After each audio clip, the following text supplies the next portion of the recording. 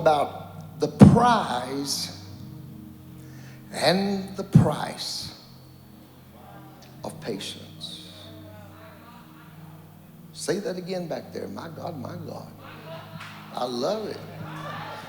See, when one says it with an unction, everybody should say it. Say it again. Say it again, baby. My God. See y'all? Get on it. James chapter 1. Pastor, I don't know if I've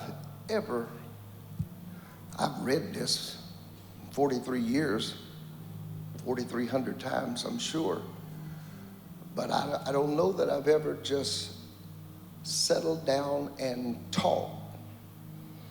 Because that one word in verse 3 and that one word in verse 4, both of them in 3 and 4 happens to be patience.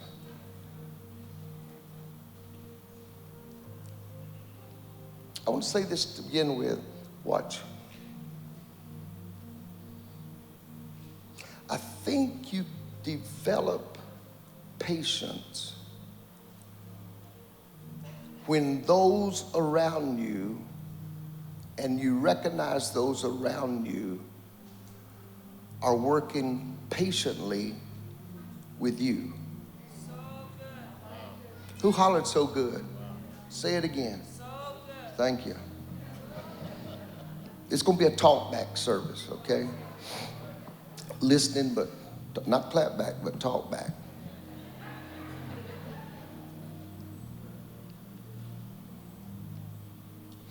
I'm asked over and over, I'm good with the keys, that's good. I've been asked over and over through this whole chaotic season, whether it was an interview, whether I was doing a speaking for someone, Zoom or their website, or just in conversation, what has been your take on the pandemic? And of course, it's the challenge of getting sick and having the virus, having COVID. It's the challenge of someone you know, someone you're close to, some very close that has succumbed to COVID and transitioned. The question they asked me is, what is the most valuable lesson, Bishop, that you've learned?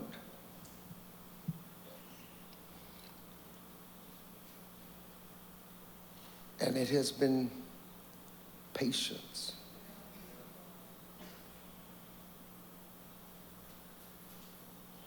I know I'm going to convict myself, so I might as well just start. I've not always had it.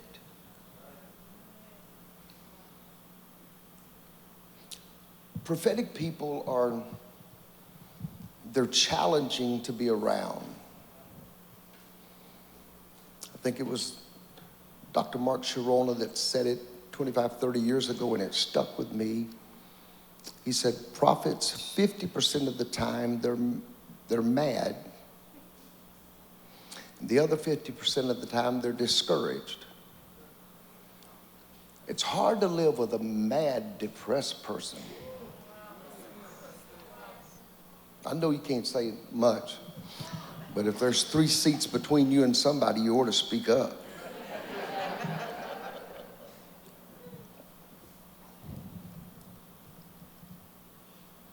So it's difficult, in a sense, having a prophetic assignment. And I'm not trying to make prophetic deep. I want to make it as simplistic as I can. The prophetic, the Greek in Ephesians 4:11, he gave some apostles, prophets, evangelists, pastors, teachers, perfecting the saints, the work of the, you know this, work of the minister, edifying of the body, till we all come into the unity of faith, knowledge of the Son of God, fullness and measure, stature of Christ, that we henceforth be no more children. complainers, temper tantrums, get my feelings hurt. There will be no more children tossed this way and that way by every word that comes through Facebook.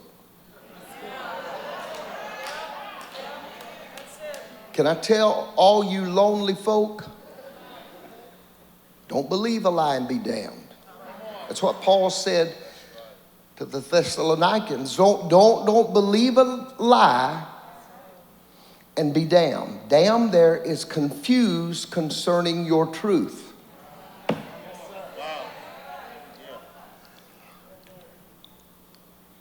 Lonely folk and inquisitive folk, whether it be spiritually or naturally, are always searching for the next and have neglected to fix this back here. You don't want to fix it because you don't have patience, so you just jump to whatever's next. I need a word. You didn't walk in the last word. The last word was, the Lord would say, you need to love your wife. The last word was, you need to honor your husband. Your last word is, you need to respect one another. Didn't say you had to agree, just respect and keep it moving. You got a right to be wrong. Y'all missed that. Keep it moving.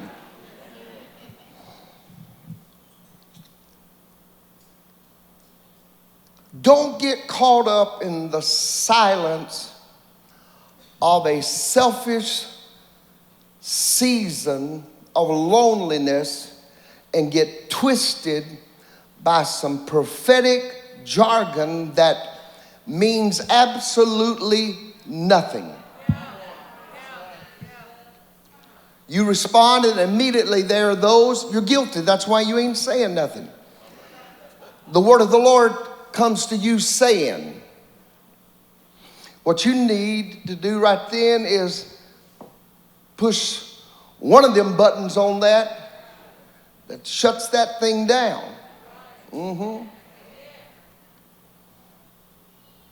I'm not a prophetic Facebook, IG, what do you call it when you run after people? A groupie. Yeah, that's what I want to say. I just didn't want to make sure I said the right word. A groupie. It will get you twisted. I want to be talking about patience, but I got to rip this a little bit here. It will get you twisted that when you do gather together and come in the sanctuary, you're judging the word of the leadership of the house according to your prophetic word. You're a Facebook member. What you need to do is resign from being a face. What do you do when you leave church and you go to it? You get a letter of what? Resignation or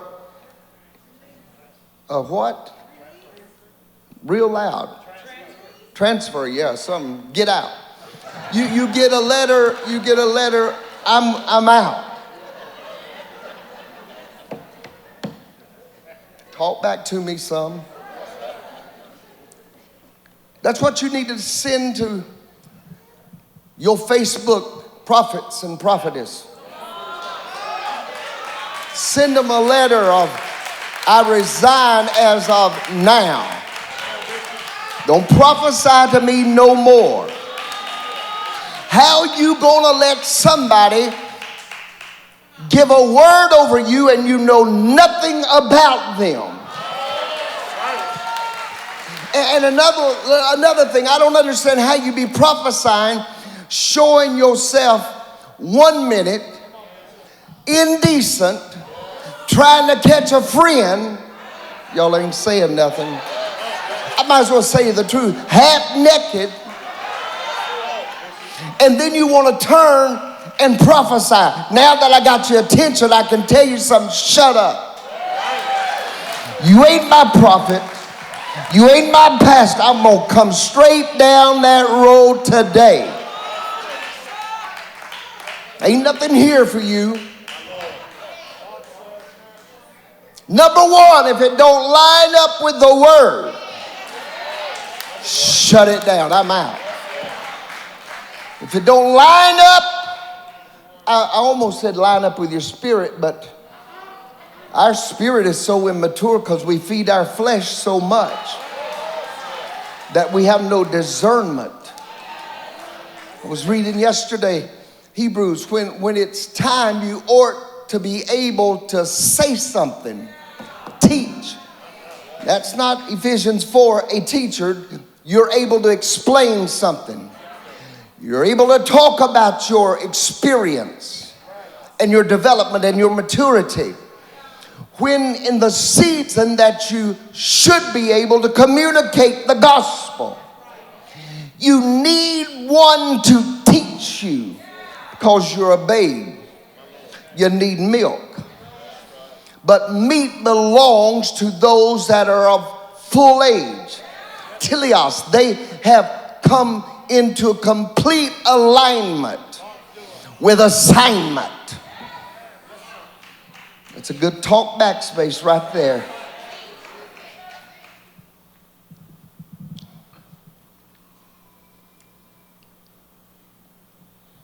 Stop letting folk get to you so easy. Oh, I'm gonna plug in patience in a minute, but I got to agitate you a little bit. Stop being so easy. And then I want to say this, stop being so fruity. Y'all know what a granola is made out of, right? Fruits, flakes, and nuts. You need to check beside you if there's a granola bar in your vicinity. And you don't have to be all of them. You can just be the fruit or the flake or the nut.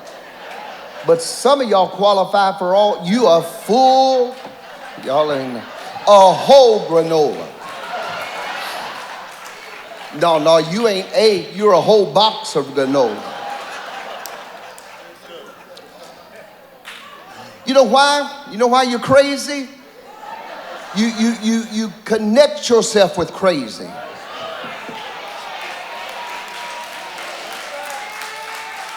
I remember when I was just a teenager, there was this the family that lived about a mile or so from us, and this young girl every day, I guess she was a few years older than me, looked like 16, 17, 18.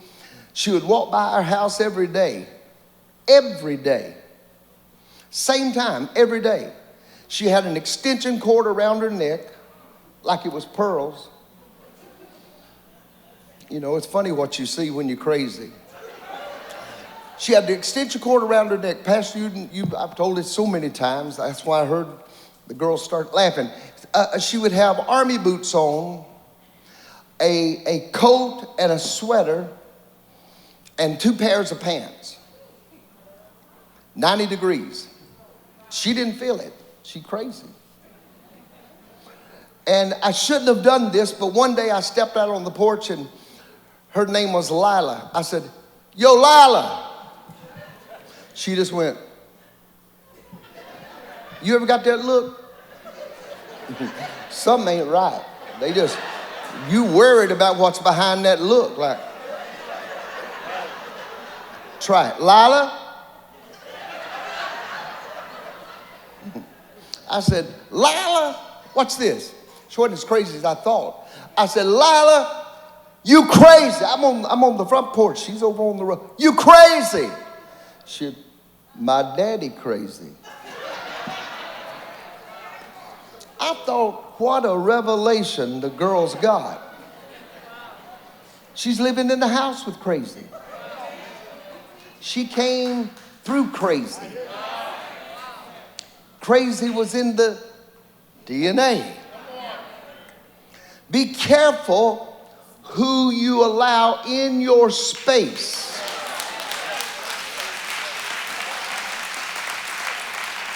and whose space you allow yourself in. I've said this many times, you'll remember it. You could be going in circles because who's in your circle?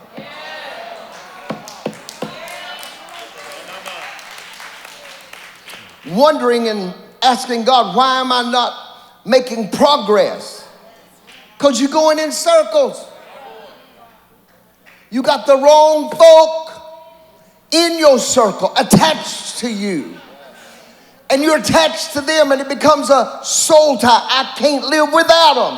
The devil is a liar. Put crazy kids out. Because crazy has crazy. My daddy, crazy. Now for the word. I got your attention?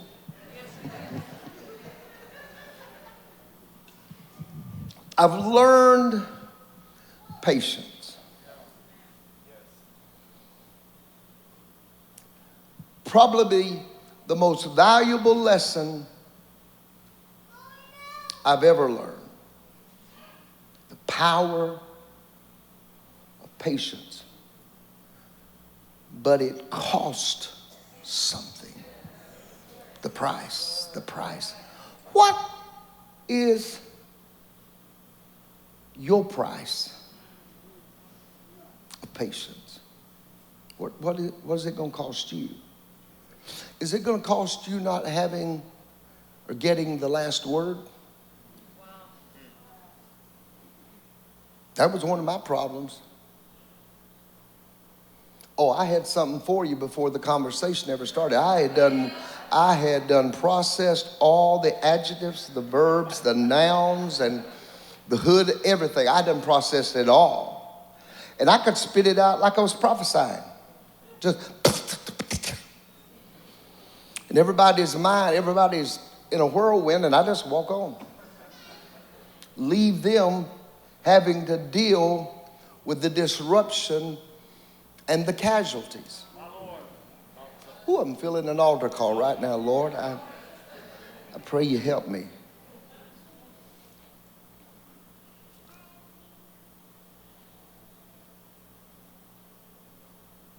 The reason I'm so serious about this patient thing is because I really didn't know what peace felt like because I didn't have patience. Is it possible that patience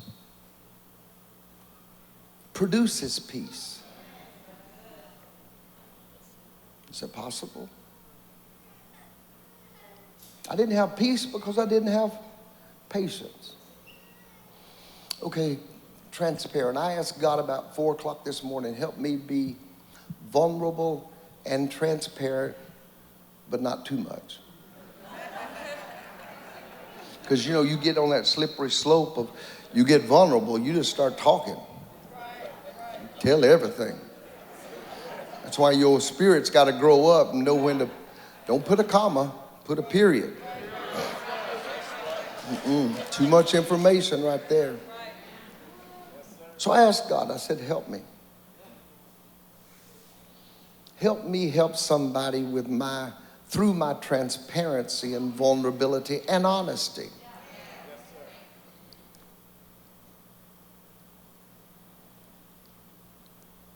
So many years. I'm 64.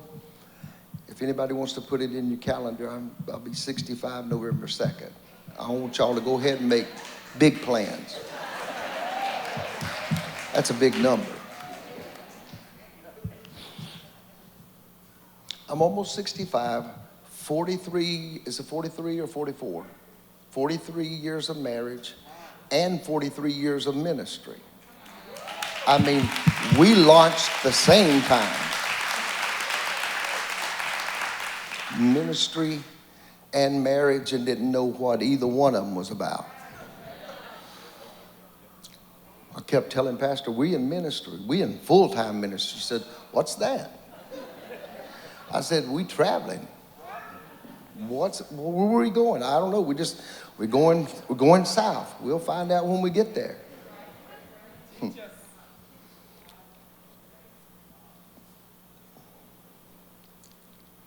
43 years ministry, 65 almost.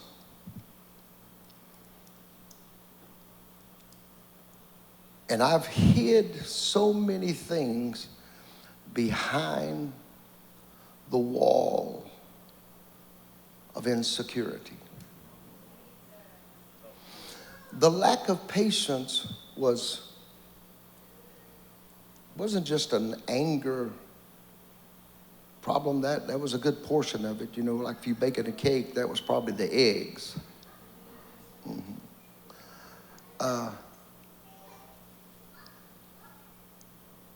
So it wasn't just altogether anger, it was so much insecurity. Now, whether you agree or disagree with me or believe it about you, all of us have a measure of insecurity. I don't care how cute you are. I don't care how built you are, how much you work out. You can run 600 miles a day, I know. You vegan, I know. What's that? Vegan. No more, you ain't got joy if you're vegan, because you ain't having no fun. At least when you look at a good piece of greasy chicken, you smile. Hey, oh, right there. Oh.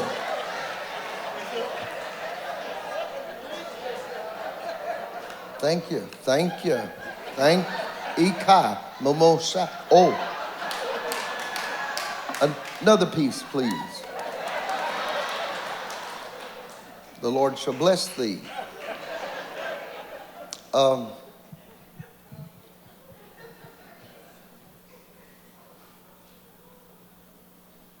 I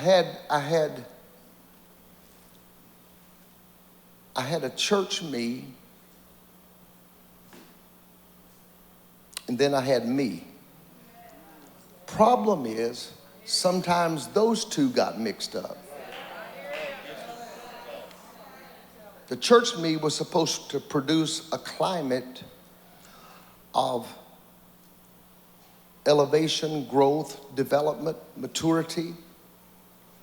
But the me that got in the way of the church me wanted to chew you up. We've been here 10 years. Probably some of you experienced it a few years back at times. Like, okay, this ain't gonna happen here. Now you put your hips back down in that seat. Y'all quiet now, ain't you?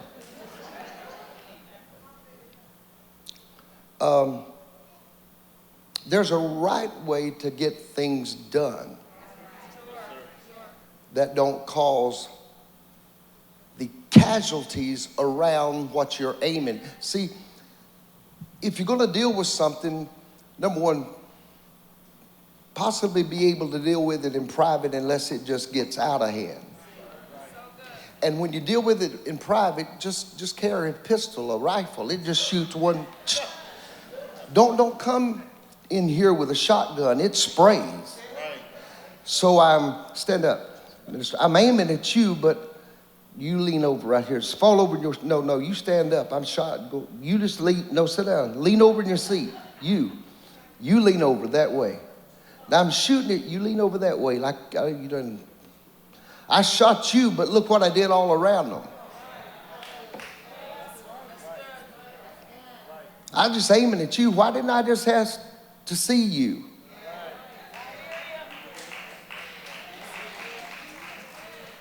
And always take thank you, sir. Always take a leader, 2 to 3 witnesses with you. So your words, Travis, they don't get misconstrued and somebody comes out judging because it was just your word against their word. Then you come back and go, that wasn't my attitude. That wasn't what I said. Well, God ain't going to come down in a form and tell the truth for you. Just do what he says. Have order. If there's a rebuke or correction, the Bible talks about it: rebuke, correct, and reprove. If those three need to be, or one of the three need to be, make sure you got people present that can witness proper reproof. I hid behind, I don't have an hour and 13 minutes left. I hid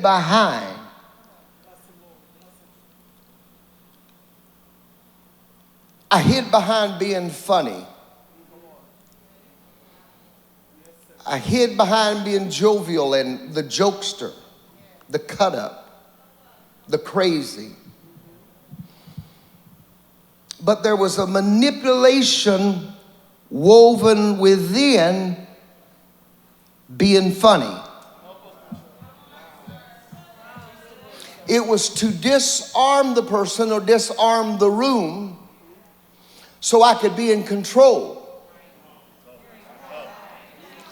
Why do you always have to be in control? What it says to the people that love you, that are around you, you are more important than they are in the relationship. You're saying, y'all need me. I don't need you, don't have to have you. No, you're going to wake up one day. Can't comb your hair. Y'all ain't saying nothing. But I want to be proper, but you've done ticked everybody off so bad, you have to live with your hair all messed up, your breath bad.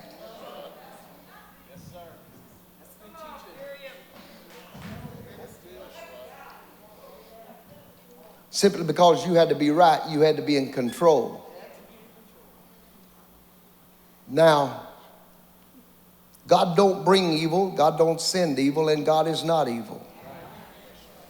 But he's got somebody on payroll. He's got somebody on payroll, got a chain around his employee, and will give him just enough chain. Y'all ain't saying nothing.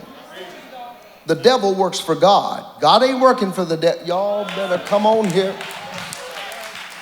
God is in charge. There's not a cosmic war or cosmic battle going on out there in the universe, and based on how you're feeling is who's ahead.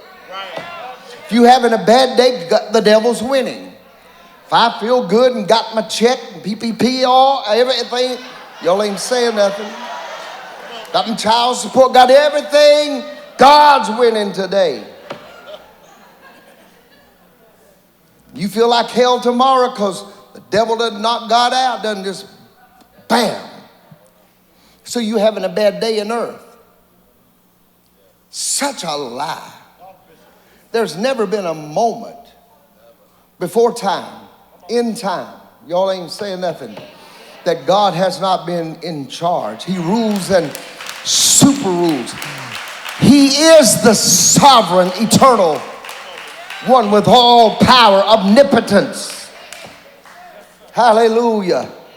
Omnipresent, omniscient. That's who God is. Not getting up day after day wondering what the devil's going to throw at the church or the earth. This COVID condition didn't catch God off guard. Quite. Several reasons why we've experienced it. I'll just talk for me. Maybe you'll find yourself is because there were some lessons I needed to learn. Because it's hard to control. Pastor Brady, it's hard. I've been trying to do that for 43 years. It ain't worked. Oh. I can just be thinking about, I wish she'd leave and just go in the next room. I mean, I never do that. But if I were to do it, she would pick it up and just sit down on the sofa and stare at me and wait for me to say something. You got something to say?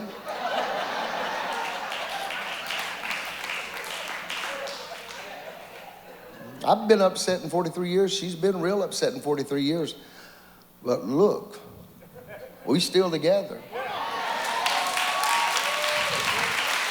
You know why? We chose to work it out. Whatever it is, make a choice to work things out. You don't have enough time to fight and win.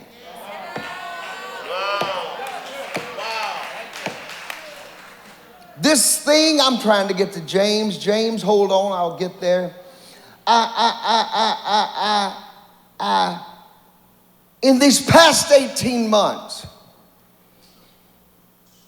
I've developed patience because I saw the personification.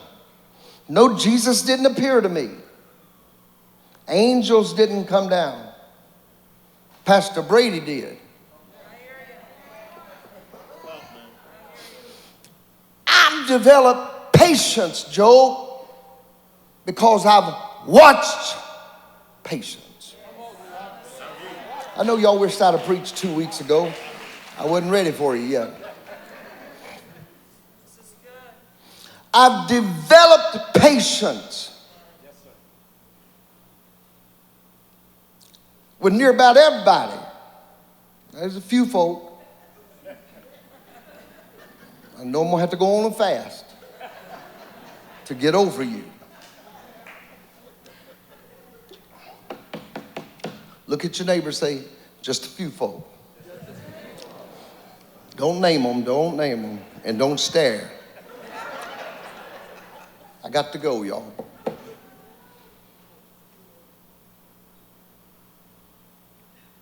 I've never seen the personification, the purity of patience like I've experienced. We say 18 months. Let me back it up some more. In the last 2 years, there's been seasons I wasn't just sick, y'all. Real sick. So sick, so on the edge. The 14, 15 days in the hospital at the beginning of this year, I didn't even realize, I could not comprehend, and neither were they telling me. Pastor could only come in at 2 o'clock, supposed to stay till maybe 6. Of course, I had a few of the nurses paid off, and she didn't spend the night, y'all. She just stayed past 6. If she went out, she wasn't able to come back in, no matter if she'd been there an hour. It's just the rules and where I was. Like I said, I paid them off, and every day that she would come, I'd already have my menus out, and this is what I want today. And she would go, okay, I'm gonna try. They may not let me back in, and especially if they see me coming in with food. I said, you got that big purse, don't you? Where's your purse, baby? Hold that purse up. Look, that purse will hold 12 Big Macs right there. I promise you. And 3/4 pounders. And a fish sandwich.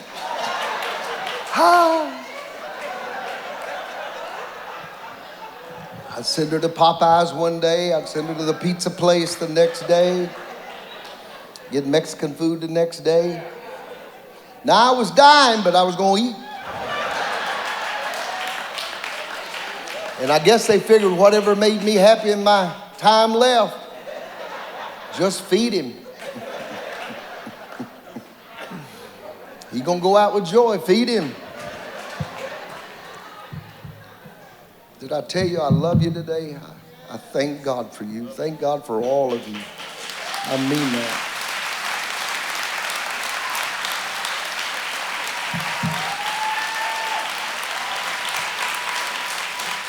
Thank you.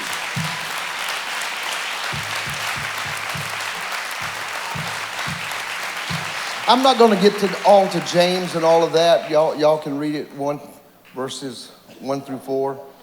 James 1 through 4. Maybe if I be nice, Pastor may invite me back.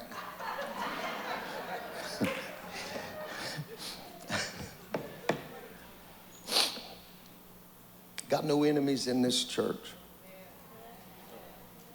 I've been looking hard. I really can't find nobody that I dislike. I mean, like dislike. I don't like you a little bit, but I don't dislike. No. Love everybody. That's one thing patience will do. It'll get you over complaining.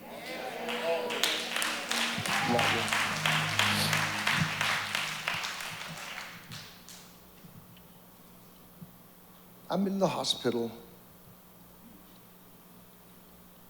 I don't know, it's 14, 15 days. Pastor would try to, with the girls, they would try to, what do you call it? One would come one day, rotate out. And each one of them would bring me food. Tina, when she came, it was her day, she cooked her specialty. But she'd be so nervous. She'd come in, she'd like, because she don't want to, her nature is, she don't want to be wrong that much. I mean, like, Nina, on the other hand, she'd be cooking all that stuff, busting through the door. Like, what? Say something. That my daddy right there, say something. One day, one of the nurses started to check her, and Nina handed her a biscuit. She'd be opening the door from then on. Is your daughter Nina coming back?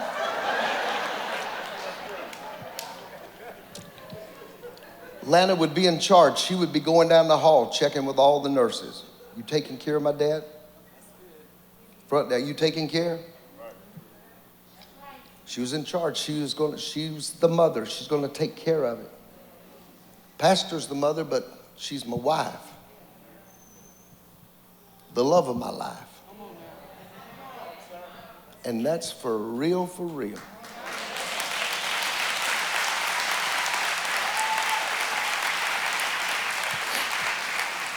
I was so sick the first few days, I didn't know if I was coming. Am I okay, baby? Sicker than I knew, she said. I didn't know if I was coming or going. I didn't know it was bad, and I didn't know how long it was going to take to get better, if I was going to get better. And while I went in for one thing, all of a sudden they noticed my kidney function had just completely, all but a few points, numbers shut down. So I'm dealing with two major things at one time, either one. Infection all in my body, kidney count, creatinine level. Some of you may know what I'm talking about. I'm probably never told this, but I was born with one kidney. I don't know what was my daddy's problem. I just said he can live with one, I guess.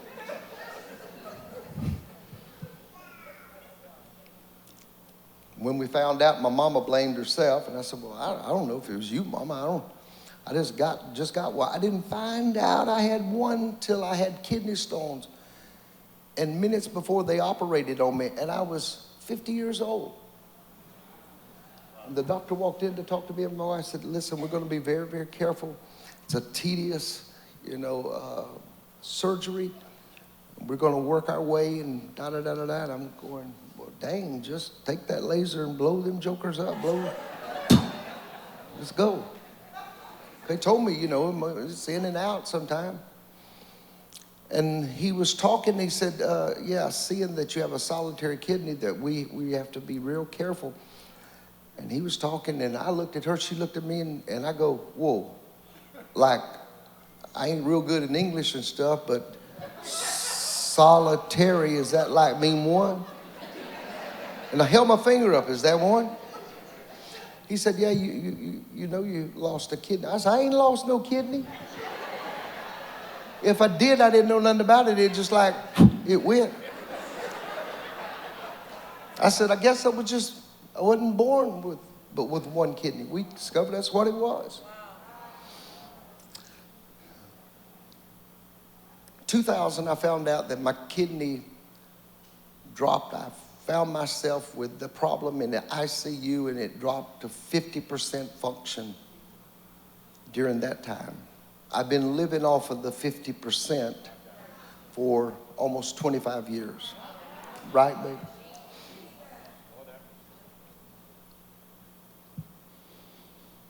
I mean, I look good for having one kidney.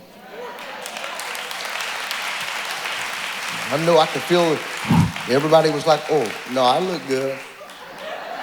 I'm going to tell you, you got to brag on yourself. When I got ready this morning, Pastor was still, flipping a curl or doing something, finishing up. So I was going to beat her out of the house and get here early because I was preaching, going to teach, and had to get things right. And I started to walk out, and I stopped and turned around and said, okay, check this out.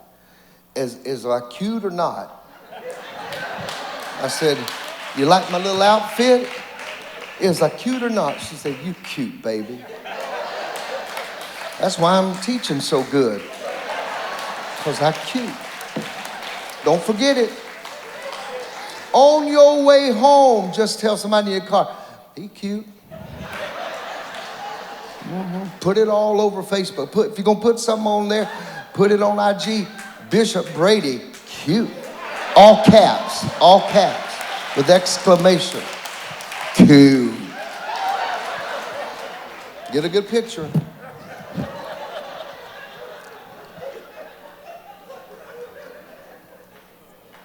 Have to be a little funny because I'd be down on the altar by now.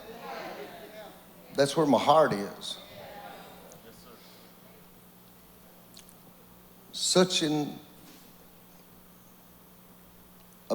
that season, losing the 50%, trying to live with 50%. I remember the time we transitioned to Dallas, and I went to found a doctor here.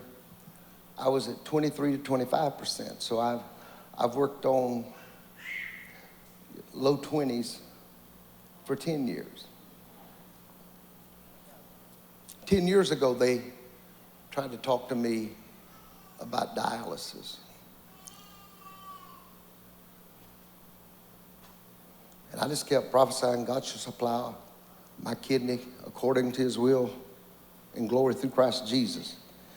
That joker kept going the other way, and I'd quote some more. I'd go back and have them take blood and check and give me my count. Take my blood again. Try this arm. I think this arm's got a better report than this arm. Just get blood on this side. I was trying everything. Then one of the things that you do is you slip into denial and don't take responsibility. As though not taking responsibility and denial is going to help things, that it's going to make it go away. Listen, that's been one of my problems my whole life. I would just think I can make it go away. I thought that about my weight since third grade. I can just think this thing away. By the time I got to the fourth grade, y'all remember them little chairs we sat in, the little curves? Y'all know the little desks? How many, y'all, anybody know the little school desk? I knew I had to do something when the bell rang, and I got up and I felt something back here, and I was walking out with the desk. It done wrapped itself around me. My dad said, I love you. I'm going to go wherever you go, I go. Your people shall be my people.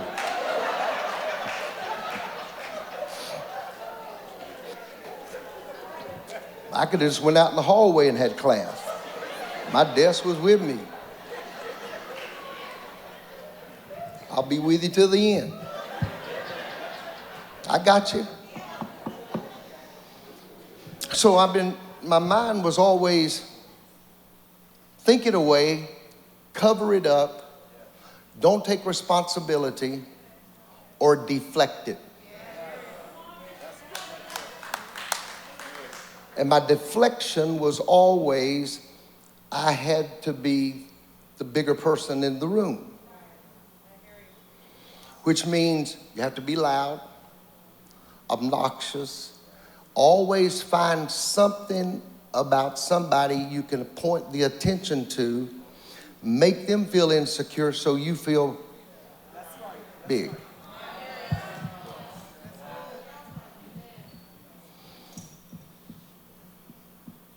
How many will pray me through when I finish? Y'all will meet me at the altar and just pray me through. Get your hand down. I help you, Bishop. See you in the back. So we deflect because of we don't want to bear or embrace responsibility. Fast forward back to last year. Even before, because it was 2 or 3 weeks before I could even get admitted to the hospital that I needed to be admitted to, that their specialty is wound infection. Am I being too transparent? I mean, I ain't gonna show y'all pictures or nothing, it's just bad. But I watched Pastor those 2 weeks before I was we didn't know if I was gonna make it. She didn't know if I would make it even to get admitted into the hospital. It took 2 weeks of working, pulling strings, praying. And it's right in the inception of the pandemic. COVID has hit. So everything's on alert.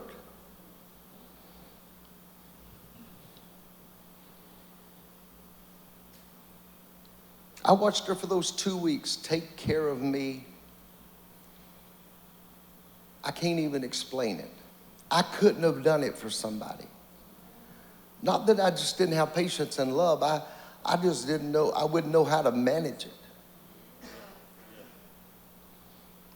I can't tell you how many days and how many times a day, I don't want to be too graphic, that my infection and the things that was going on was so terrible. That's all I can say. To bandage things, to keep things intact. Before I could get in the hospital, I watched your pastor. Hold up just a minute. I watched your pastor that preaches like nobody's business. Most incredible teacher and preacher. That's just not a wife thing. If she couldn't, I would just say, baby, we need to find something else, lead some worship or something. That's just my honesty. I want everybody to win. Truth helps you win. But the greatest person, greatest preacher, wife, mother, grandmother, caring. I know she's probably making her nervous, but caring and compassionate. And I saw how she loved God's people as she loved me and served me. I would see her 2 and 3 times a day.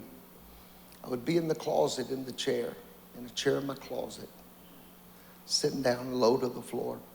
She would be in the floor because the only way she could reach the wound, she would be in the floor on her back, laying on her sides, patching me up. Day after day, when I couldn't even look. I couldn't even stomach it.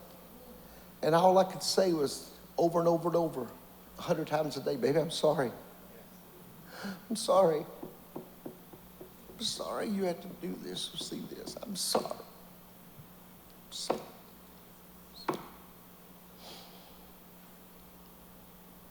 But she never slowed down and she never stopped. Some of us, the first little thing that comes against us. No, this ain't for me. You change. We didn't get an atmosphere to let somebody shout 2 Sundays ago, let's say. They got to leave. They got to go somewhere they can get their praise on. Are y'all quiet? People leave over the... How you going to leave a pastor with such a great anointing and gift and mantle that can execute God's word with precision, and you leave over an usher upsetting you? That shows your level of maturity. You didn't get the park, or the director went this way, and you was upset when you got here anyway. Because you got in line at McDonald's, and there was too many people in line. You fussing and cussing a mile from the church. So you brought that spirit right here, and when they waved you on, you waved them on. You get mad and upset and go somewhere because you have to find a little pond to be big. I said it. Yeah, I said it. That's some people, that's immaturity. Should be teaching, but you got to have milk. We try to give meat because we're growing. Full age, maturity. You can't chew it. You got to sip it. You ain't got teeth. Okay, I'm sorry. Let me get back to the compassion part. She loved me through it. It was getting worse, and I didn't know what to do. And I remember suddenly on my 14th night, I think it was, I couldn't sleep. The last nurse for the evening had stepped in about midnight or so. She said, Bishop Brady, now go to sleep, go to sleep. Yes, ma'am, I'm trying. Go to sleep, Mr. Brady. Bishop, one person finds out, then find out we got 6 or 7 nurses that were from the church at that time. Maybe still are. And go to sleep, Bishop Brady.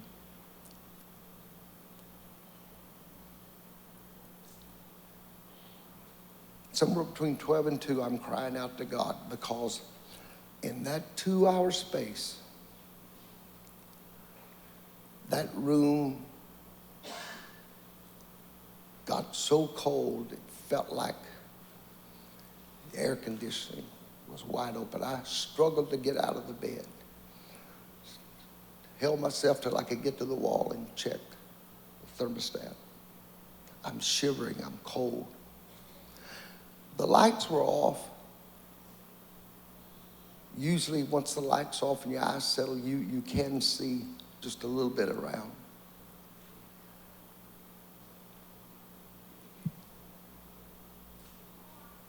It was so dark I couldn't see a reflection flicker from my fingertips. I knew I was in the hallway. I knew there was a battle. And honestly, the man of faith, I didn't know who was going to win. I know God's in charge. But it was like I didn't have control. I couldn't sweep this under the rug. I couldn't be funny. I couldn't just joke and hide this. I didn't even have no cute clothes with me. I couldn't dress it up. This was it. At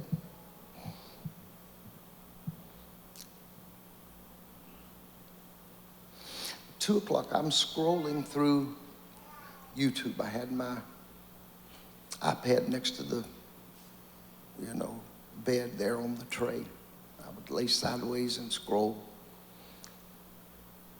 And I hope he hears this. I scrolled down and came across Bishop Lambert Gates from Indianapolis.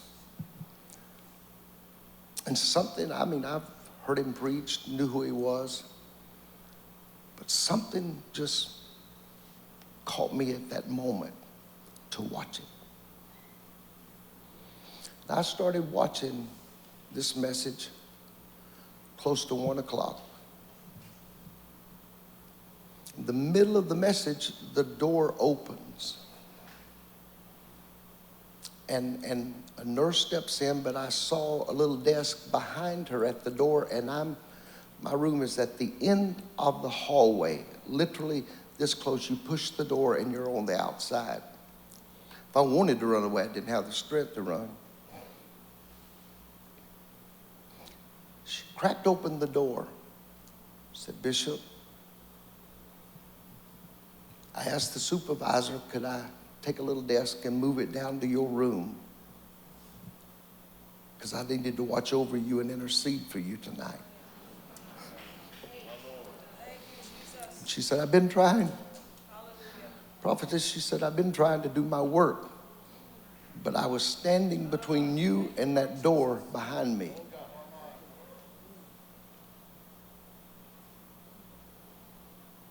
She said, "From Nigeria, you're going to be all right. It's going to be all right." Listen. If you've never been to Africa, never been to Nigeria, if you want somebody to pray, for real, y'all, that woman sat there those 2 hours, Monica, and interceded for me. When she cracked that door open, at that very moment, I'm closing at that very moment, Bishop Gates, he hit a supernatural anointing. I felt it come out of that screen. It hit me. My kidney function the day before had dropped 9 or 10. 9. And it was a kidney failure then. I felt it come off the screen, hit me. That lady opened the door. I seen a light. It's dark outside, dark in that hallway, just barely a little light. I seen the light of glory come through that crack in the door.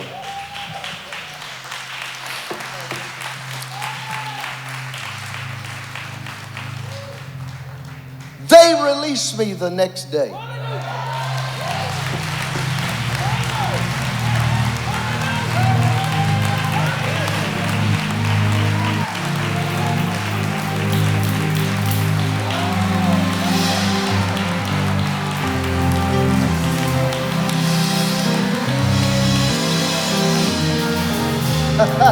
Oh.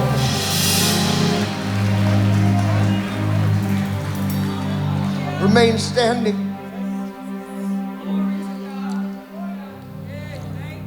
Keep being stubborn. God's got a way of teaching you patience.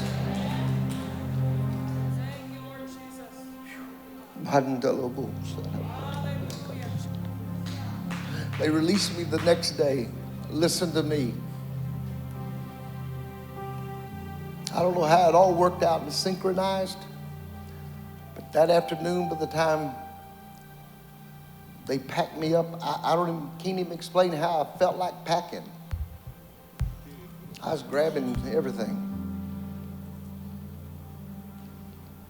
Still one kidney, it had shot up that day 4 or 5 points, right? Went to 13, from 9 or failure to 13. That's how they released me. Did I come home with a healed kidney or 2 kidneys? No.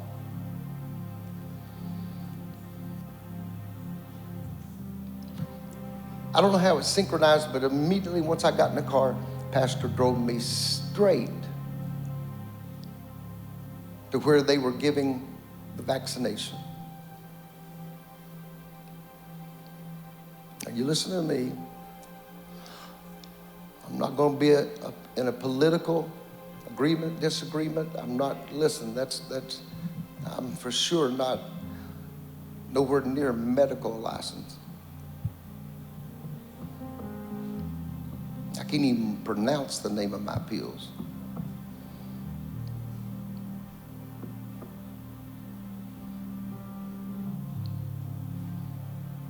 But I got my shot. What was it, 14 days later, or 21 days later? I got my second shot. Almost 3 weeks ago, out of nowhere, pastor says, look, I'm going to make a schedule for you to go to CVS, and then I'll go. I didn't have no symptoms or anything. I went. Reverend, I was positive.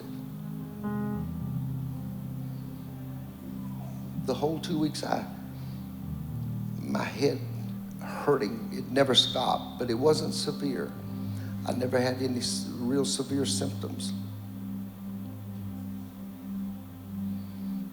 The doctors, they told me it saved your life because the vaccination would not allow it to get down to your lungs. It blocked it.